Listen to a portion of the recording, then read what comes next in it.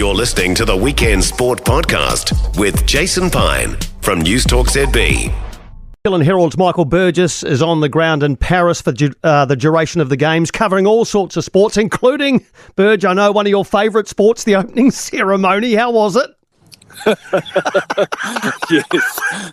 Normally I'm not a big fan of opening ceremonies. So this was amazing, mate. This was the best ever. I mean, I was lucky to be in Beijing in 2008, and that was incredible. Sydney was good, of course. London was great with James Bond, but this was amazing. This was the best ever. I sort of got a feeling that this should be the last one because no one's ever going to top this. You know, it was just absolutely remarkable. No one thought they could do it on a 6-kilometre stretch of river, and they did it. So, yeah, the French they've made themselves proud.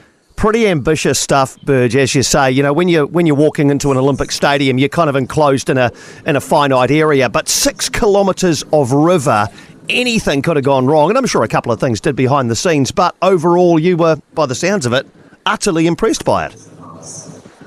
Yeah, I mean, you're exactly right. Up until about November, October last year, they were still talking about a plan B or a plan C because I was still worried, mainly about security, but also other things. They had something like 60,000 police and soldiers in Paris today, but, you know, mainly for security. And they had, you know, all these boats on the river. The weather wasn't great. The weather didn't come to the party. It was rain, windy, so it was pretty rocky out there. But they did it. You know, they pulled it off. They pulled off something that everyone thought was impossible. And as I say, I don't think this will ever be topped, mate, seriously. All right. Well, you've been on the ground in Paris for a week or so now. Just give us a feel of the city of Paris as it prepares to host the biggest sporting event on the planet. It's been a funny one, mate, because I've talked to quite a few locals, and there's mixed feelings. There's quite a few locals that, you know, are a bit negative about the games, and then there's a lot that are so excited. But one thing I did notice today, really, is that all these people have just flooded in. I just sort of was walking through the centre, and you're just suddenly seeing all these fans, like they've just arrived from somewhere. I saw, you know, Cuban fans, an American fan, is Danish, Indian. So there's a real sense that the games is about to begin. The preamble's always good. I mean, we've already had, of course, football and handball and rugby sevens, but it all gets underway tomorrow. And I think Paris is buzzing. There's so much excitement about this French team. The President Macron has already come out and said he wants them in the top 5. I think they're 8th or 9th in Tokyo, and they could have their best ever Olympics. So that has really got the nation going, because France is such a proud sporting nation and they're so good at so many different sports. Incredible stuff in the first couple of 3 days around the football, Burge, and it's been all over, I think, every media outlet everywhere in the world, as have you been by the sounds of it, with DroneGate around the Canadian football team. Can you give us just a bit of an idea of how big this story has become?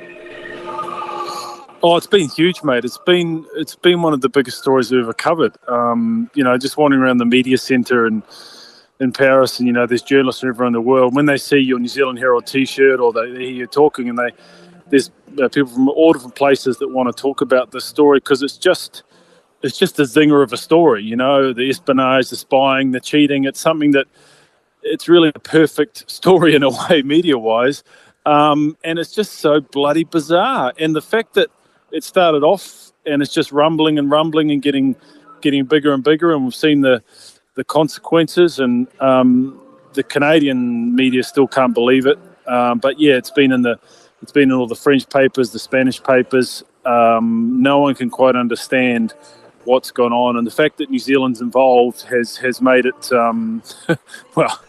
It's made it pretty cool for us, hasn't it, Piney? It has. It's as you say, it's been leading the news and sports news cycle for 48, 72 hours. But I guess what we're finding out now is that this isn't necessarily just a one-off thing. They're now talking about this being something that's been going on for years, Burge, if some rumours are to be believed. That's the thing. Like, when this first broke, and I did a bit of digging, I had some Canadian sources telling me, "Oh, this guy Lombardi's gone rogue. He's done it, you know, as most guys do. They're trying to either impress their mates or impress a girl. You know, he's done something stupid to do that." Yeah. But no, that was completely wrong. It's not. He's just he's one of the victims. The assistant coach has been in on it. Other people have been in on it. it's, I think you wrote in your column the other day, spying does go on in football. There's all sorts of weird stuff that goes on in South America, even in the Premier League, and it's gone on back in the day as well. But probably we're not used to it at the Olympics. So that's what makes it weird. But the fact this has been going on for years, you start to think about Canada's gold medal in Tokyo. You wonder, well, wait a minute.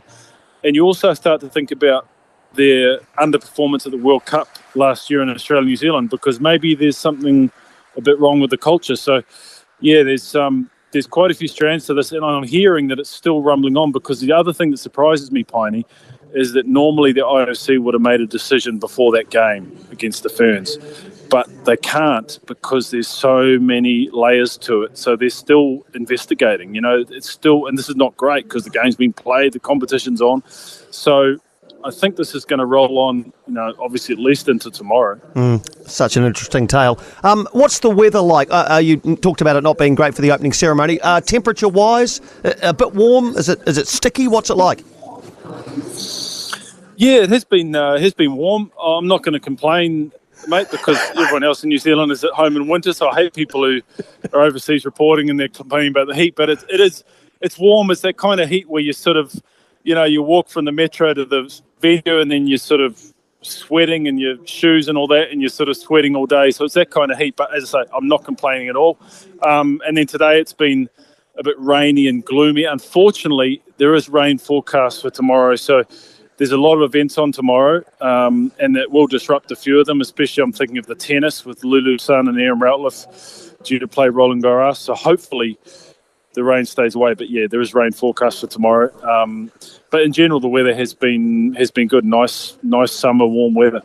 And as a member of the working media at the Olympics, I know it hasn't started proper yet, and it will really ramp up. But are the facilities good? Is it easy to find out what you need to find out and get to where you need to be? Yeah, it's pretty well organised. Like the French always don't have a great reputation for, I guess, organisation compared to some other European nations. But look at these stereotypes I'm throwing in. Bloody hell! But no, they've been amazing. The media centres are great. The transport's pretty good. But the main thing that stood out is the volunteers and just all the locals. Like, most of us media don't speak much French or any French, but they're so helpful. They're prepared to put up with our lack of the language. So I think it's. I've got a feeling, mate, that this is going to be the best Olympic Games of the century. Better than Beijing, better than Sydney, better than London, obviously better than the last two because of COVID, and also Rio was a bit weird because it was so far away. So I think this is going to be an absolute beauty, mainly because of the venues being all in the city, all these classic venues, and talking to the athletes, they're so excited about being able to perform at some of these iconic stadiums and venues. Oh, even hearing you talk about it, Burge, I'm getting excited about what lies ahead over the next 16 days or so. So good to have you on the ground setting the scene for us, mate. Look forward to chatting regularly, I hope, across the next 2.5 weeks. Yeah, me too, mate, and great to talk to you, and yeah, we can't wait for this. I think there's going to be some really good New Zealand performances coming too. Yeah, I agree, Burge. Thanks indeed. Michael Burgess on the ground in Paris.